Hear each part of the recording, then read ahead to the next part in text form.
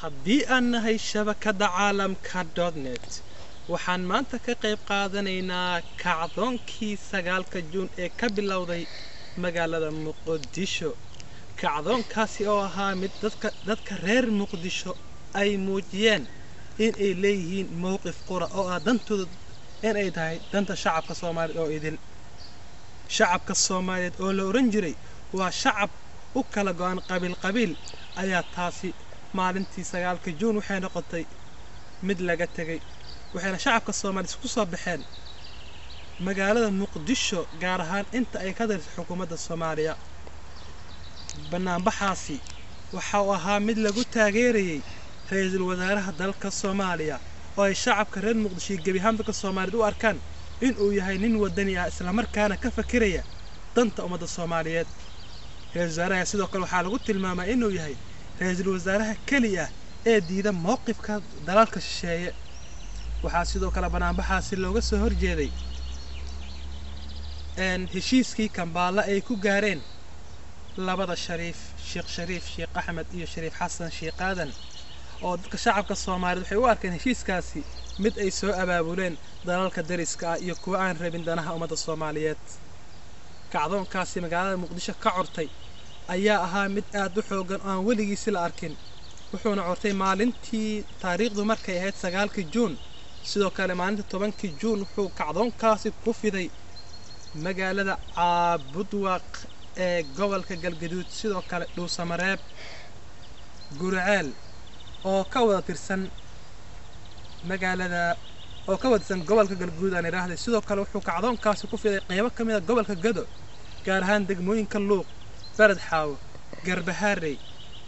kacdoonkaasi ma aha mid joogsada, sidoo kale waxaa kacdoomo fara badan ay ka dhaceen dalalka dariska iyo gabi ahaanba inta badan intay Soomaalida ku nooshahay dunida.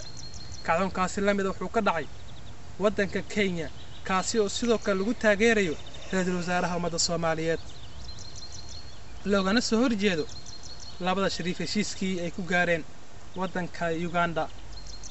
sidoo kale kacdoonada ma aha mid kaliya ka dhacay Kenya, wuxuu ka dhacay maanta Johannesburg, magaalada Balanbale ee gobolka Galgaduud. kacdoonkaasi oo shacabka Soomaaliyeed ay ku tilmaameen mid bilowday isla markaana uu jiri doono. kacdoonka ayaana maanta la isugu soo bixin sabab la xiriira aasida sida ay noo sheegeen qaybo ka mid ah ururada bulshada Soomaaliyeed ee ku sugan magaalada Muqdisho. waxaana la filayaa maalinta berita ay Axad ah in todobada subaxnimo uu bilowdo kacdoon aad u xoog badan isla markaana gelgila gabi ahaanba magaalada Muqdisho iyo guud ahaan dalka Soomaaliya. kacdoonkaasi ayaa ah mid looga soo horjeedo dhibaatooyinka soo jireenka ee ummadda Soomaaliyeed haysatay. waxaana shacabka Soomaaliyeed ay iminka fahmeen in dhibaatada ummadda Soomaaliyeed ay dhaanto in hal mar la kacdoomo isla markaana guusha hal mar la hanto. 9 Juun waa maalin taariikhi ah, taariikhna ku ahaan doonta ummadda Soomaaliyeed. waa maalin mudan xusid, waa maalintii shacabka Soomaaliyeed ay garteen in gumaysi saaran yahay.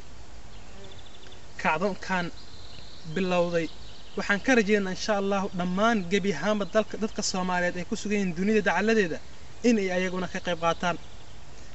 waxaa bari la filayaa in banaanbax ama aan kacdoon aan iraahday looga soo horjeeday dhibaatada ummadda haysata muddo 21 sano ahayd. kacdoonkaasi waxaan ka rajaynaynaa inuu Ilaahay waafajiyo shacabka dhiban ee ku sugan magaalada Muqdisho iyo qaybo ka mid ah dalka Soomaaliya. qaybo ka mid ah dadka Soomaaliyeed ee ku sugan wadamada Yurub ayaa wada abaabulo kuwaas oo gudbisay codsiyadii ay ku banaanbixi lahaayeen. waxaana inoo suurto gashay in maanta wariye ka mid ah shabakada caalamka uu ka qayb galay banaanbax aad u ballaaran oo lagu qabanayo wadanka UK. banaanbaxyaasha shabakada caalamka waxay u taagan tahay sidii shacabka Soomaaliyeed ay kala qayb qaadan lahayd kacdoonka 9 Juun. waxaana idinku soo gabagabeynaynaa qof walba Soomaali ah, qof walba dhiig leh, qof walba damiir Soomaaliyeed leh, maanta waa maalintaadii. maanta waa maalintaad sugayseen. haddaad dhiig leedahay, haddaad dareen leedahay, Soomaaliya gumaysi bay ku jirtaa. waxaan ka codsanayaa inaad dhiig ka shaqaysiin, aad joojisaan mucaaradnimada. maanta waxaan taagannahay halkii aan taagnayn 59kii. waxaan u baahannahay muddada yar ee ka dhiman 1 Luulyo inaan helno xornimo labaad. هذا الكواد كديري ودنيه فربضان أو كمنان دن أيام مقالة مقدشة كسوغان دقاتير فربضان أيقون اسكو دياري إن السلة عقلآنا كدويان dadka kacdoonka wada boqolaal nurses oo free doonay inay ku shaqeeyaan ayaa magaalada Muqdisho ka diyaarsan wali waxa diyaarsan ambalaasyo si lacag la'aan shidaalka ay ugu shubeen dad dadka shacabka magaalada Muqdisho waxay u baahan yihiin inay gacan ka helaan qurba joogta Soomaaliyeed gacantaasi oo si aysan u daalin isla markaana ay u wadaan kacdoonkaasi in lagu soo taageero dhaqaalaha ama income-ka si ay uga guuleystaan dadka dhibka ku wada shacabka Soomaaliyeed farmaajo waa nin wadani ah xaqiiqdii waana ninkii ka dhawaajiyay hadafka ah in uu soo celiyo halgankii SYL waxaan oran karaa ku guuleystay warnaya idinku dheereen maanta waa maalinteeni 9 Juun shacabka reer Muqdisho way bilaabeen insha Allah berina waa lagu balansan yahay 7 subaxnimo in uu bilowdo haduusan dib u dhac dhicin waxaan rajaynayaa in shacabka reer Muqdisho ay isugu soo bixi doonaan isla markaana la gaari doono guulo aad u weyn kowda luulyo bisha kooda nagu saysana waxay noqon doontaa maalin kale oo xornimo inoo ah oo aan mar labaadna xornimadeena dib u soo ceshanay muddo 20 sano aan gumaysi ku jirnay wassalaamu calaykum wa rahmatullaahi wa barakaatuh